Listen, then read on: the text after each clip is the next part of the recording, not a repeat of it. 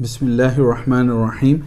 Alhamdulillahi wa kafa wa salamun ala ibadihi alladhina istafa sallallahu ta'ala alayhi wa ala alihi wa ashabihi wa man walaha ma ba'd. Assalamu alaikum wa rahmatullahi wa barakatuh. In this episode, I wanted to share some reflections on the second verse of Surah Mulk, where Allah subhanahu wa ta'ala says, الَّذِي خَلَقَ الْمَوْتَ وَالْحَيَاةَ لِيَبْلُوَكُمْ أَيُّكُمْ أَحْسَنُ عَمَلًا وَهُوَ الْعَزِيزُ الْغَفُورُ. That He is the one who has created death and life, so you may be tested as to who does the best of actions, and He is the Almighty and All-Forgiving. In this ayah, Allah subhanahu wa ta'ala very simply and clearly lays out the purpose of our existence, which is to earn His mercy and His appreciation and His love through our actions. And our actions are to be ahsan, they are to be the most beautiful actions that we can do. Note that Allah subhanahu wa ta'ala did not say the one who does the most deeds, or the one who does the grandest of deeds, or the one who spends the most money, because to earn the mercy of Allah subhanahu wa ta'ala is easy. Allah subhanahu wa ta'ala is always waiting to forgive His servants. Allah subhanahu wa ta'ala's mercy does not discriminate. It even goes to the people who do not believe in Him in this world. People who reject His very existence are still able to breathe, are still able to eat and drink, because Allah subhanahu wa ta'ala's mercy is for all in this world.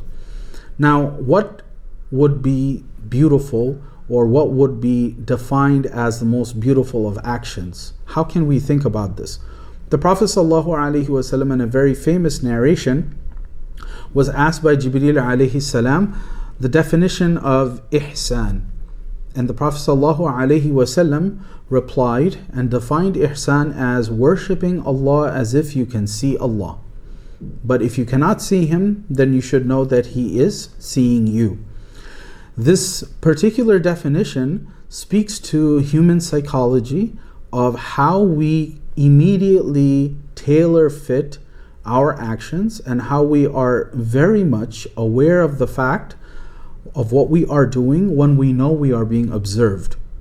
In a room where a person might be taking an exam and they know they are being observed, or when a person is doing a task and they know a supervisor is observing them, then they will ensure that they don't do anything in a wrong way. They will ensure that they are doing it as well as possible, because that is the power of being observed. We immediately tailor fit what we do when we know that.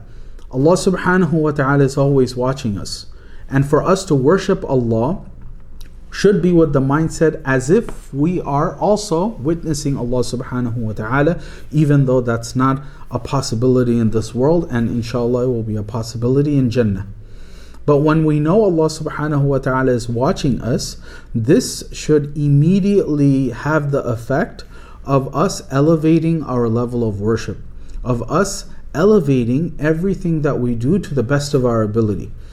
It's not about quantity, but about quality. It's not about fitting into our daily routines as many things as we can, but doing one or two things beyond our base obligations that will allow us to make the most of it.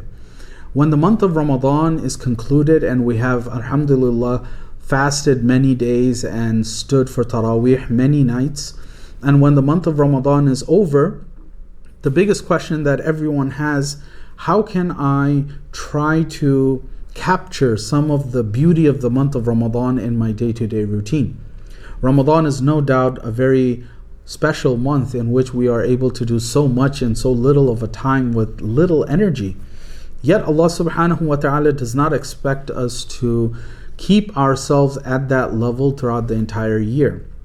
However, what we can do is choose one or two things that we can do consistently and as well as possible beyond our base obligations, and this is something that we can try to incorporate into our daily lives. Allah subhanahu wa ta'ala wants our best effort. Our best effort is going to be what we present to Allah subhanahu wa ta'ala on the Day of Judgment when we are petitioning for His mercy and forgiveness. Imagine standing in front of Allah subhanahu wa ta'ala and presenting your effort that you know you had put your all into it, or something that you had really dedicated yourself to, versus an act of worship that may not have your best effort, that may have been just done, half aware, or not with your best effort, not as well as you could have made it, which one would you feel more comfortable presenting to Allah subhanahu wa ta'ala? So Allah subhanahu wa ta'ala tells us very plainly that your purpose of life is to do the best of deeds, and the best of deeds are the ones that you do as perfectly as possible.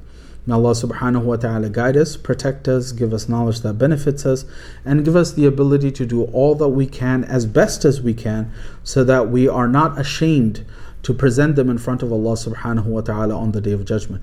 May Allah subhanahu wa ta'ala guide, bless and protect us all. Assalamu alaikum wa rahmatullahi wa barakatuh.